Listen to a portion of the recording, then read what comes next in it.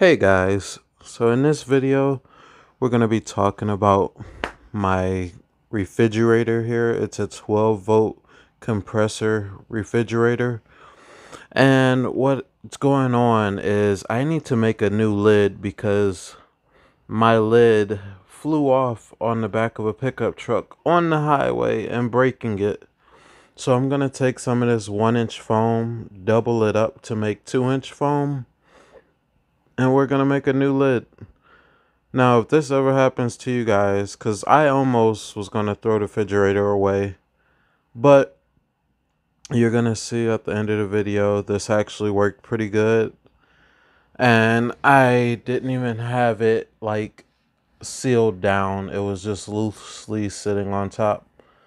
So in this video, I wasn't able to quite finish it because the magnets didn't come in time, but I really wanted to start working on it and get this video out to you guys so you could see what I was doing and working on. So right now I'm just cleaning it, getting everything prepped and everything. I already took some measurements and I'm using 3D printed parts in this. If you guys ever have this problem, you don't need to use 3D printed parts. I just did it to make it look a little bit better. So here I am being like a cheap ass, putting foam together when I have a whole nother foam sheet that I could have cut, but hey, it all works the same. I was surprised how insulated this stuff was, and how well it kept the cool air in and how well it kept the hot air out. This stuff doesn't do a lot of thermal transfer, so inside stay cool and outside stay hot. So I'm just gluing these 3D printed parts together with some glue and gonna let them sit for a little minute before I start to use them. So I'm gonna apply some weight and try to hope they stay like together and everything. So let's test fit these, see how good was my measurements. I'm like a millimeter off. You can see that gap there on the right. So I'm gonna spray this adhesive on here and try to stick this down as much as possible. That adhesive really works really good. So let's put some super glue on these joints here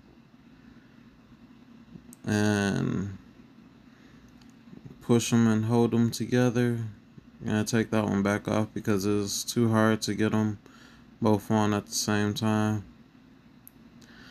Maybe I should have printed them just a little bit bigger, because right now they're like a little bit tight, so I'm having a hard time keeping them together before they So now that I got the lid made, let's cover this lid in something that looks a little bit better. So this is EVA foam. They come in a lot of different patterns. They're all like the same texture. It's like this real soft feeling foam. I got it for the van. I was actually planning on doing the roof. As you can see, I just sprayed me and you guys with this adhesive trying to unblock it. But I got this stuff for the van. They got like some really cool texture, like it looks like wood planks. So I want to keep the van light and I want to use that for the ceiling, and I'm going to use this color here for the side walls, so you guys kind of getting a little sneak peek, because I also wanted to use this to cover this refrigerator to make it look a little bit nicer. So as you can see, I'm smoothing it out, massaging it, trying to not work too much at one time, massaging the corners down. I thought it was going to be really hard to work with, but once I got that paper off, it was really easy to work with this stuff. And it comes with like a sticky back adhesive, but just because it had to do like those pretty extreme 90-degree turns almost, I wanted to just use some more adhesive. I don't want this stuff coming off and peeling up. So I'm just trimming the excess off and making it look nice. And man, I'm really satisfied with this. This is really nice. If I had the original lid, I would probably take this stuff and put it on the original lid. So I'm gonna put the magnets in and finish this up. And so this is just like a drill battery with a 120-volt attachment. I just want to hook it up to the refrigerator just to see if it would work in a pinch. And I was actually shocked it did. So you can see the temperature. I set it down to 10 degrees Fahrenheit. And I'm going to take this thermometer. It's actually 73 degrees Fahrenheit inside the cooler right now. So 62, and the video is sped up. This little drill battery is going to end up dying because it's not even fully charged. It's like less than half. And I'm going to end up plugging it into the wall here in a second. So it's coming down to temperature. I think I end up resetting the refrigerator and calling it to come down to 0 degrees. And the temperature is off on this refrigerator by a significant margin, I would say, because when you call it to come down to 0, it actually came down to -9. So here I am bringing it down to 0 Fahrenheit.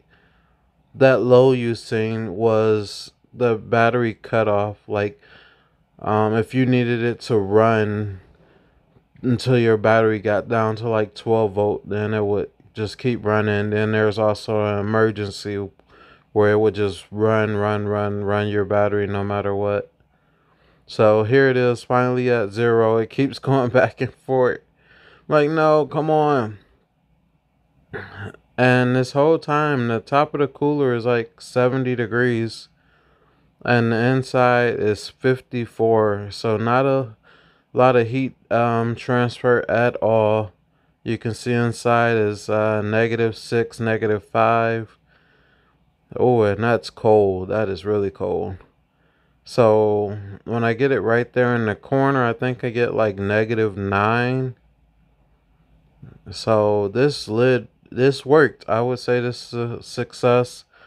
I just got to put the magnets in there so it can hold itself down, and I'm going to put a weather seal. Thanks for watching.